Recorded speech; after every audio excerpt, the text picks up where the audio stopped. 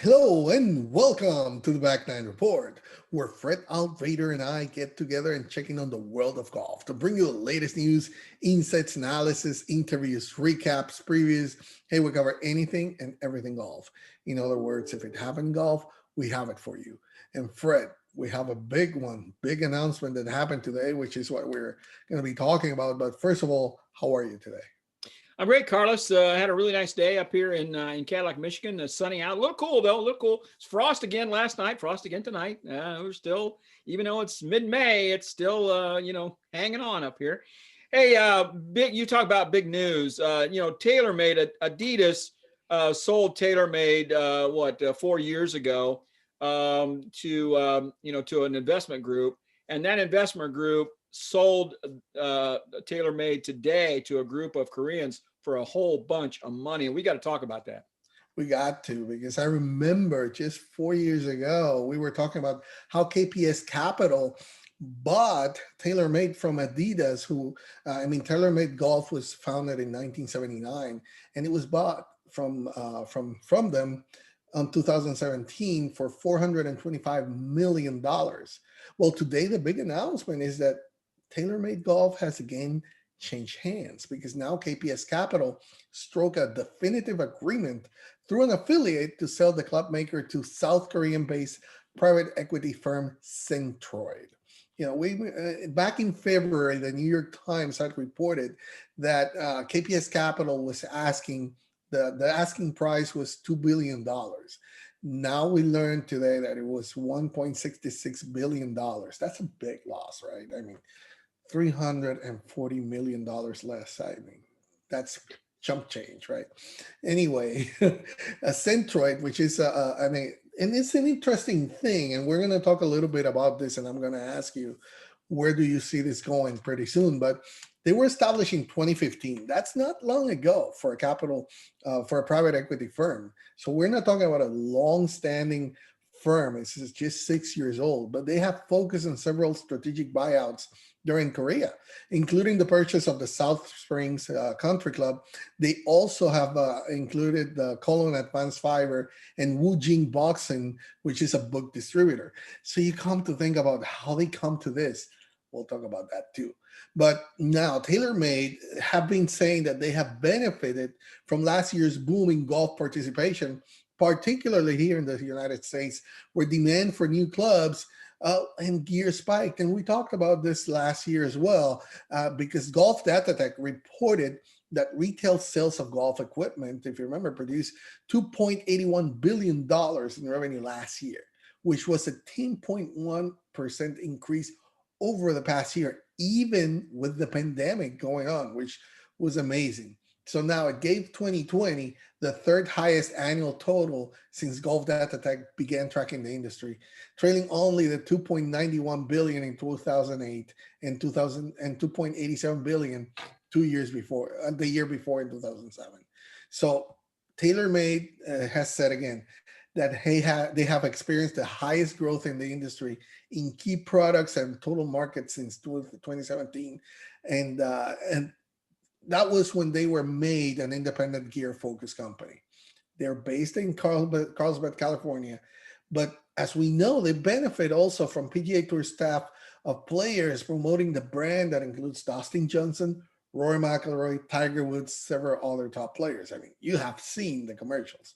But one thing, Fred, that I find interesting is also the roster of top players include several on the LPGA, which is extremely popular in South Korea, which is the home of Centroid. And maybe that is where they're trying to get the key for this deal is, and you have talked about it, we have talked about it here. Asia Pacific is really the next frontier in golf. So I think this is genius on both parts because KPS almost 4 times the investment that they did, they're getting back. But for these people in Centroid, they're getting a company that may not be growing that much here in the future. That still remains to be seen, but definitely in Asia Pacific, there should be. Yeah, Carlos, I think that's you've hit the nail on the head. I think that's a key. We have seen tremendous growth in the equipment market after golf kicked back in last May and June after the shutdown for the pandemic in March and most of April. And we saw $350 million months in July, August, September. And as you said, the sales were over $2 billion for the year. So it's just unprecedented growth and sales in golf equipment last year. So going back, you mentioned Gary Adams started the company in 1979 with a $24,000 loan on his house. He started building metal woods. He was a leader in metal wood technology with TaylorMade. I remember when they came out. We've talked to Jan Stevenson, if you remember. Jan talks about hitting balls on the range, and Gary coming up to her and said, here, try this 3-wood. You'll hit it out of the park. And she did. She said she was hitting it 15, 20 yards longer. She could get to par 5s where nobody else could. And he wanted her to pay for the club. And she said, wait a minute, you want me to pay for a club? He says, I need the money to get back home. He didn't have gas money. He'd put everything he had into this business. So Jan said, okay, I'll give you a check, but keep me in mind. So when he finally got the deal, when he got the investment capital and got everything rolling, he made her the #1 endorsement contract, and she was the highest paid woman golfer, or the highest paid endorsement contract out there when TaylorMade got going. They sold the company then to the parent company of Adidas back in, I think, 1997. And so Adidas, then that company, then they turned it over to Adidas. Adidas ran it up until like 2016. When they really wanted to get out of the business. They had been trying for a year or two to get to dump TaylorMade and just concentrate back on their shoes and apparel. And so KPS came in, and we thought it was a lot of money at the time, $425 million, which they only paid $200 million cash. The other $225, they just assumed some debt that TaylorMade had. So it was only $200 million out of pocket for an established equipment company, one of the major four. You've got TaylorMade, you got Callaway, you got Ping, you got Titleist. They're the 4 big dogs. There's some other little companies out there, but these are the guys that sell 80% of the equipment in the whole world. And so they paid this $425 million. Now they sell it for $1.66 billion just 4 years later. 400% return in 4 years. Tell me the golf business ain't fun right now. I'm telling you, I've never seen anything like this in my lifetime, Carlos. We probably will never see anything like it again. But for them to make money on this, they ain't going to make it here in the United States. It has to be in Asia, in the Pacific Rim countries, and they got to be banking on China. Golf is going crazy in China. It's growing like crazy. And there's so many people there. If it just is a small percentage of population, it's still a lot of people. So that's where the gold is in these here hills. They're over in China and in the Far East. So what a deal. What news. KPS sells TaylorMade for $1.66 billion. That's a lot of zeros, Carlos. That's a lot of zeros. And one thing that is important to notice, and here's the 3 points that I want to make. One of them, the Olympics are this year. Okay, so and it's going to be in Japan. So we know that golf is going to be played there. There's a lot of buzz going already, especially when you have Hideki Matsuyama coming from winning the Masters, going to play there. You have 2 very good Japanese ladies playing as well.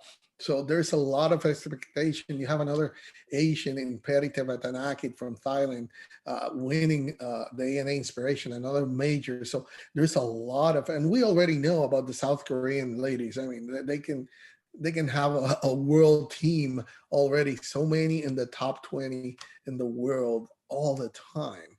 So we know that they're growing, and that is one of the things that I think they're going to try to key on. The other one is we know that here last year, and we talked about the difference and the unexpected growth that happened here in the States, even with the pandemic. But we know that there was a lot of people that wanted to go back once it opened back.